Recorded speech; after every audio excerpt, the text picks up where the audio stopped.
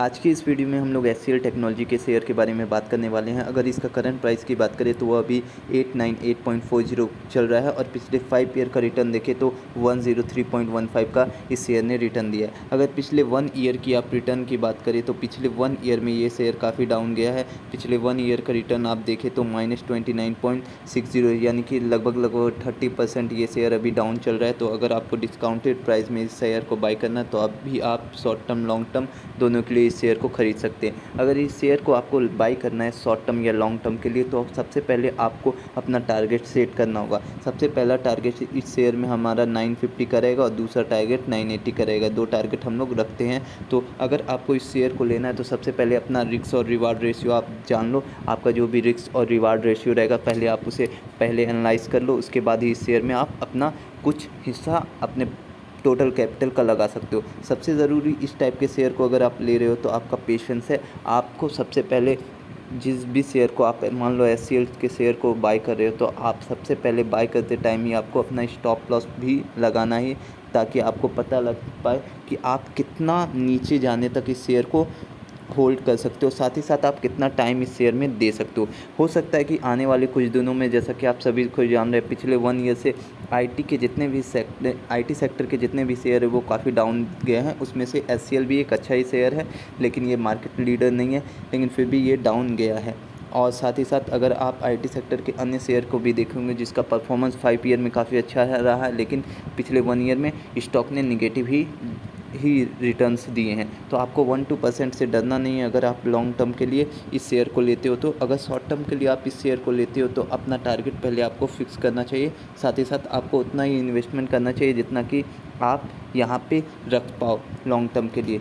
और अगर आपको लॉन्ग टर्म में ऐसे ही शेयर को लेना चाहिए जिसका ग्राफ ऐसा कुछ आपको नज़र आता हो, कुछ समय के लिए डाउन गया हो। अगर आप कुछ ऐसे शेयर को ले लेते हैं जिसका ग्राफ कुछ ऐसा गया है तो इस टाइप के शेयर में क्या होता है कि आपका पैसा फंस जाता है। मान लो आपने शेयर यहाँ पे ले लिया तो ये शेयर काफ़ी दिनों तक डाउन गया था और इतने दिनों तक आपका पैसा बिल्कुल फंसा रह जाएगा, आपको रिटर्न भी नहीं मिलेगा, साथ ही साथ आपका यहाँ पे कैपिटल भी फंस जाएगा।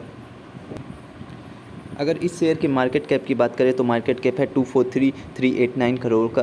करंट प्राइस है 897, जिससे मैंने पहले ही बता दिया। हाई लो की बात करें तो 1378 का हाई इस शेयर ने बनाया, जबकि लो है 876। और स्टॉक पी की बात करें तो इस स्टॉक का पी रेशियो है 17.9 और बुक वैल्यू है 228। अगर डिविडेंड यील्ड की बात करें तो 3.57 का डिविडेंड यील्ड काफ़ी अच्छा डिविडेंड ये स्टॉक प्रोवाइड करती है। याद रखना, जो भी स्टॉक काफ़ी ज़्यादा आपको डिविडेंड प्रोवाइड करेगी उस स्टॉक में ग्रोथ कम रहेगा। जो भी आप स्टॉक को उठा के देख लो, बहुत ही कम ऐसा स्टॉक रहेगा जिसमें कि आपको काफ़ी ज़्यादा डिविडेंड भी मिले और ग्रोथ भी मिले। तो आप जब भी शेयर को लो तो आपको ये बात पहले ही तय कर लेना है कि आपको ज़्यादा ग्रोथ चाहिए या फिर अपने कैपिटल में डिविडेंड चाहिए। अगर आपको दोनों चाहिए तो आपको काफ़ी ज़्यादा रिसर्च करना होगा और 1-2 ही शेयर ही आपको किसी सेक्टर में मिलेंगे जो दोनों आपको अच्छे प्रोवाइड करेंगे। आरओसीई की बात कर ले तो आरओसीई 25.4% है इस शेयर की, और आरओई की बात कर ले तो ये है 22%। फेस वैल्यू की बात करें तो इस शेयर का फेस वैल्यू 2 है।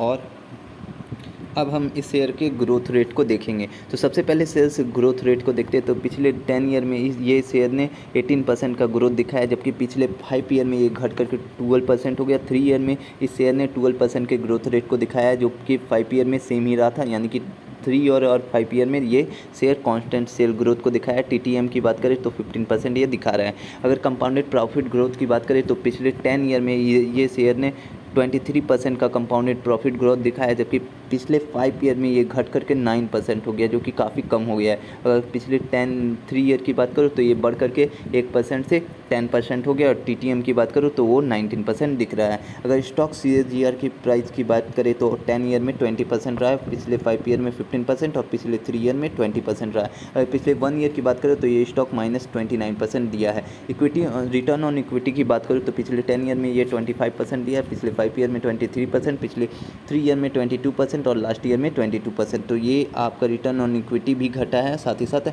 आपका स्टॉक प्राइस सीएजीआर भी घटा है। लेकिन अगर आप जैसे भी आईटी सेक्टर में बूम देखते हो तो यहाँ पे आप देखना, जहाँ पे भी काफ़ी ज़्यादा सपोर्ट मिले या फिर आपको कुछ खबर मिलती है एफआईआई या काफ़ी ज़्यादा बाय करती है, तो क्योंकि एफआईआई जब बुलिश होती है जब बाई करती है तो वो स्टॉक प्राइस या फिर उस सेक्टर का सारा स्टॉक भी बढ़ता है। तो अगर आप देखो कि आईटी सेक्टर का स्टॉक काफ़ी ज़्यादा बूम कर रहा है, तो अगर आप चाहते हो कि अपने कैपिटल को कुछ हिस्सा आप अपना आईटी सेक्टर में लगाओ, तो इस शेयर में भी आप थोड़ी सी कैपिटल को लगा सकते हो और रिटर्न पा सकते हो। साथ ही साथ ये स्टॉक आपको डिविडेंड भी देती है, तो यहाँ पे आपको डिविडेंड भी मिलेगा। सबसे बड़ी बात ये होती है कि लॉन्ग टर्म में आपके स्टॉक को रिव्यू करना काफ़ी ज़रूरी है। आप कितने टाइम पे स्टॉक को रखना चाहते हो, उस स्टॉक को बीच बीच में आपको थोड़ा समय देकर फंडामेंटल एनालिसिस करना है और अपने स्टॉक का रिव्यू ज़रूर करना है। अगर आपको काफ़ी निगेटिव न्यूज़ मिलती है उस स्टॉक से रिलेटेड, तो आपको वहाँ पे अपने स्टॉक को सेल कर देना है। ऐसा नहीं है कि आपने देखा कि स्टॉक काफ़ी फंडामेंटली स्ट्रॉन्ग है फिर भी नीचे जा रहा है तो आप नीचे जाते जाते छोड़ दो, आप स्टॉप लॉस लगाओ इन्हें। ऐसा गलती मत करना। जैसा कि आप सभी को जानते हैं, नोकिया भी काफ़ी अच्छी कंपनी थी, फंडामेंटली काफ़ी स्ट्रॉन्ग थी और इतना ग्रोइंग कंपनी थी। लेकिन क्या हुआ, नोकिया भी एक टाइम ऐसा आया कि इंडस्ट्रीज तो उस सेक्टर की ग्रो करी थी, लेकिन नोकिया ने कुछ चेंजेस नहीं किए, जिसके कारण वो स्टॉक अभी इस स्टॉक का नामो निशान नहीं है। तो हमेशा आपको अपने स्टॉक को रिव्यू करते रहना चाहिए। Thank you for watching this video.